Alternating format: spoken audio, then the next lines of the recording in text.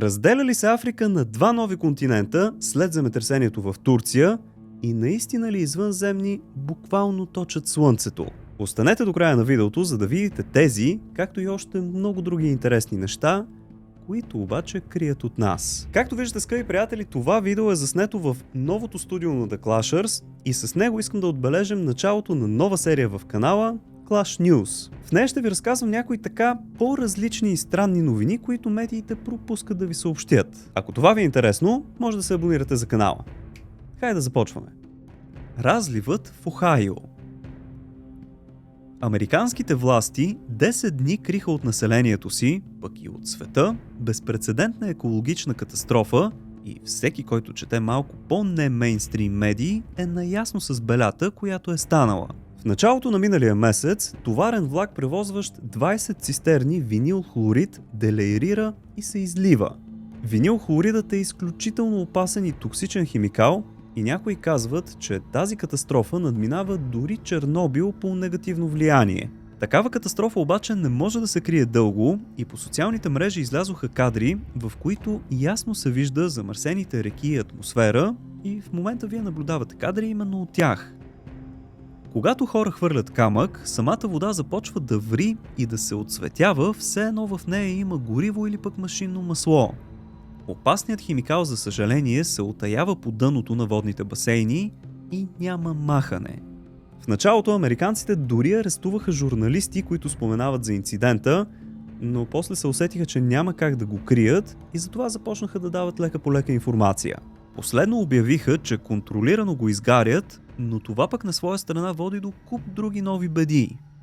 Тепърва ще видим какви са последиците, но за сега има страшно много мъртви животни, а водата в областта е токсична и не става нито за пиене, нито за къпане.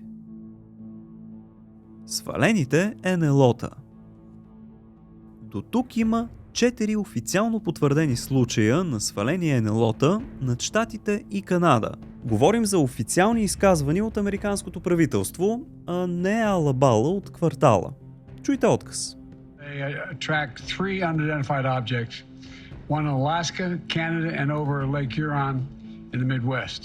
I gave the order to take down these three objects. Искам да подчертая, че НЛО е неидентифициран летящ обект и не означава непременно извънземни. Освен свалените обекти, има информация за още няколко появили се на радара, но когато изтребителите пристигат на място, там няма нищо. Докладите на пилотите, участвали в операцията, разказват, че обектите се движели без двигатели, с непозната тяга и са цилиндрични на външен вид. Главната причина за свалянето им, която се посочва, е, че те летели на височината на пътническите самолети – около 10 000 метра. Уж са събрани останките им от земята, разбира се всичко под секрет, и все още няма официално изявление дали това са земни или пък извънземни обекти. Малко по-рано щатите свалиха и шпионски балон на Китай, което навежда към мисълта, че има шанс тези НЛО-та всъщност да са такива. Руснаците и те не остават по-назад с свалянето на странни обекти от небето, но пък за сметка на това не се хвалят толкова. Гледаме кадри от януари месец, направени от няколко ъгъла над региона Ростов. Виждаме как ракета покосява нещо във въздуха. Всичко това се случва през нощта и се твърди, че отломките са паднали в Азовско море. Вие какво мислите? Това тук извънземни ли са или пък китайски балони? Или фенери бяха, не си спомням. Кажете в коментарите. Древните египтянки са имали кариера. Странно нещо е човечеството. До 20 век жените по света нямат почти никакви права в повечето държави по света. Дори в Близкия изток нещата са все още така. В древността обаче има много народи, в които жените са били равноправни на мъжете и дори ги превъзхождали. Нови и нови открития показват напредналото мислене на хората от дълбоката древност. Най-прогресивни са били древните египтяни, където жените там често са ставали предприемачи и дори производителки на бира. Други пък са били лекари, стоматолози, дори акушерки в двора на фараоните. В някои старогръцки градове-държави жените са могли да са земевладелци, лекари, поетеси и философи. В Спарта, където военната подготовка е била абсолютно задължителна, дамите са могли да станат дори и военноначалници. В Шумер пък е имало цели женски армии и дори лагери за военнопленници жени. Не се знае къде в историята бъркаме и жените започват да губят правата си, но се радвам, че това се променя. Само набързо искам да напомня, че може да си пазарувате с отстъпка чрез промокода CLASH12 за OZON.BG и The Clasher за Ardes. Въвеждайки всеки път, помагате много на канала, за което ви благодаря. Изкуствен интелект става директор на компания. Във всяко едно видео от този тип засягам темата за изкуствения интелект, защото той започва да заема все по-голяма и по-голяма част от живота ни. Вече ви разказах за студентката робот в Китай, но се оказва, че там са стигнали още по-далеч, защото отскоро имат робот-директор на компания. Фирмата е NetDragon WebSoft с капитализация от 10 милиарда долара, а новият им шеф, или по-скоро трябва да кажа шефка, защото визуализацията на роботът е от женски пол, се нарича Танг Юй. Това е и първият случай в света, когато изкуствен интелект заема ръководна длъжност. Тя ще отговаря за организацията на работата и ще изготвя стратегии, а целта е да се подобри качеството и да се оптимизира технологичния процес. От Танг Юй се очаква да събира данни за съвета на директорите и да помага за по-доброто управление на рисковете. Скъпи приятели, скоро нищо чудно това да стане масово и да се налага да приемаме заповеди от изкуствен интелект. Направо косите ми започват да настръхват. 15-минутни градове. В последно време започва да набира популярност концепцията за 15-минутните градове. Може да не сте ги чували, но идеята е всичко да бъде близо до хората, за да достигат до определено място бързо, без да шофират. Магазините, училищата и други обществени сгради трябва да са на не повече от 15 минути с велосипед от всяка точка на града. Целта е да се ограничи отделянето на вредни емисии от двигателите с вътрешно горене, като в същото време се осигури удобство на жителите. Вече има градчета в Великобритания и Канада, където този проект се тества пилотно. Къде тайно, къде не чак толкова. Реализацията обаче нещо буксува, защото жителите се сблъскват с необичайна трудност. Не ги пускат да излязат от периметъра, дори и при крайна необходимост. В социалните мрежи вече се обсъжда, че това е просто още една стъпка за контрол на малките и независими общества, прикрит зад паравана на опазването на околната среда. Така, стигнахме до средата на днешното видео. Ако всичко тук ви е интересно и ви харесва, може да го подкрепите с един палец нагоре, но хайде да продължаваме, защото най-готиното предстои. Древен свитък описва подробно Марс. Сигурно знаете, че в Александрийската библиотека са се пазили повечето знания от древността. За съжаление е подпалена от мюсюлманския халиф Умар, защото книгите в нея не били в съгласие с Корана. Говори се обаче, че най-интересните свитъци все пак били спасени и били пръснати по света. Едни отишли в Ватикана, други в Тибет, а трети прибрала арменската църква. В един от тези древни ръкописи, мъж на име Виктор Харутюнян попаднал на детайлна карта на Марс, на която са посочени и двата му спътника – Фобос и Деймос. Само за една справка. Тези спътници са били открити чак през 1877. Текстът на картата бил на латински, а самата тя била направена преди около 2000 години. Мъжът я изучавал известно време, но после все пак я предал на Арменската академия на науките. Оттам следите й се губят, но картата се превръща в поредното доказателство за напредналите знания на древните хора. Извънземни точат Слънцето. Преди години ето това видео на вашите екрани обиколи мрежата. На него ясно се вижда как нещо точи плазма от Слънцето. След това видеото просто изчезна от мрежата. Аз го търсих дълго време и най-накрая го намерих. Погледнете това кълбо с размери няколко пъти колкото Земята и хупотът, с който точи плазма от звездата. А след това, малко по-късно, се изстрелва в космоса. Видеото, скъпи приятели, е на НАСА и е заснето в период от 7 дни, от 6 до 12 март 2012 година. До сферата виждате и реалните размери на нашата планета. Изведнъж обектът, както си стои, изчезва, оставайки нещо като вихрушка зад себе си. Повърхността на Слънцето е около 5500 градуса Целзий, а атмосферата над нея е около 2-3 милиона градуса. Тоест, обектът, какъвто и да е той, трябва да е доста добре защитен от тези високи температури. За да се допълнят съмненията, че нещо точи от Слънцето, от НАСА периодично разпространяват снимки на квадратни черни петна, все едно искат да скрият нещо. Според някои всичко това е просто фалшификат. Според други обаче, от НАСА се опитват да прикрият нещо. Да виждаш гласове. Сега искам да ви запозная с един феномен. Изгледайте следващото видео, като ви гарантирам, че всеки път песента ще е еднаква. Но вие ще чувате само това, което четете.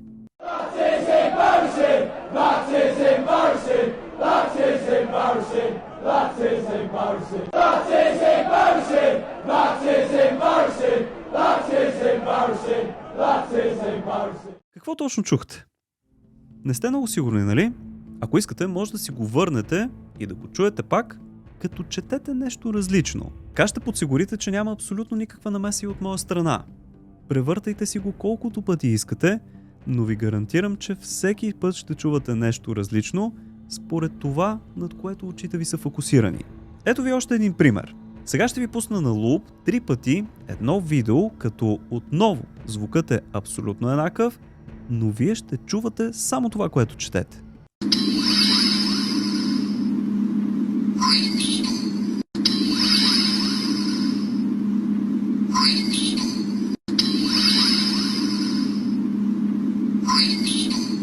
Отново, върнете си го, пуснете си го колкото пъти си искате, но ви гарантирам, че всеки път резултатът ще е различен според това, кой от надписите гледате.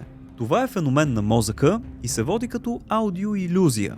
Има още няколко примера за това с сходно звучащи думи. Шумове в Пенсилвания. Странни звуци, идващи изпод земята, безпокоят жителите на Лахай Бъкс в Пенсилвания. Те се чуват в малките часове на нощта и то редовно. Хората се обърнали към полицията, но и тя не могла да разкрие каква е причината. Звуците са като от взрив или работа на мощна машина. Чуйте няколко примера. So that couldn't be it. С разследването се заело дори и ФБР, но местните някак им нямат доверие, защото смятат, че именно правителството прави нещо тайно, като например да копае тунели. Други предполагат, че частна корпорация изгражда бункери за елита или пък дори цяла подземна система за оцеляване. Трети смятат, че това са си просто звуци от самата земя в резултат на зачестилите земетресения. Наистина много интересни съвпадения тази година. Направо нямам търпение да видя на къде отиват нещата. Ако вие имате някои интересни предположения, дайте ги в коментарите. Металната библиотека. През 1965 година изследователят Януш Мориц открива в Еквадор мащабна система от тунели, в които с изненада намира 20 кг книги с метални листи.